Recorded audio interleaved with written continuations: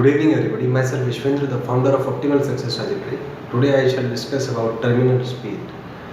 So whenever a solid sphere is moving in a fluid, then resistive forces acts on it because of the viscosity, and the buoyant force also act on the sphere, and after a certain time the body attains a constant speed which is called the terminal speed.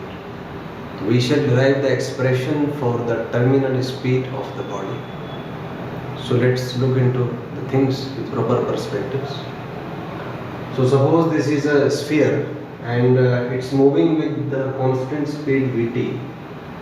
So the forces acting on the sphere will be buoyant force in vertically upward direction, resistive force in vertically upward direction, and weight in vertically downward direction.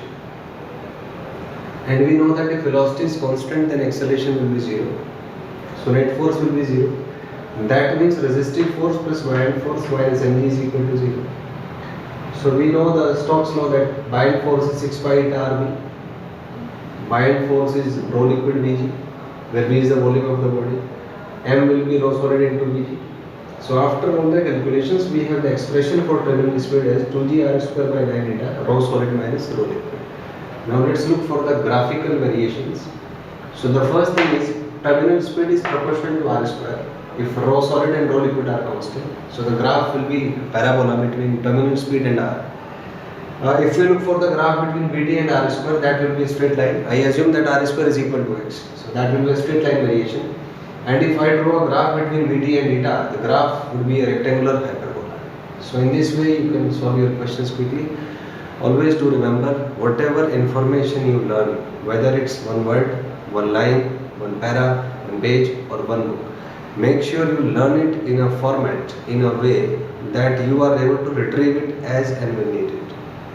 You learn anything, but if you are not able to retrieve it when it is needed, then all the information are of no use.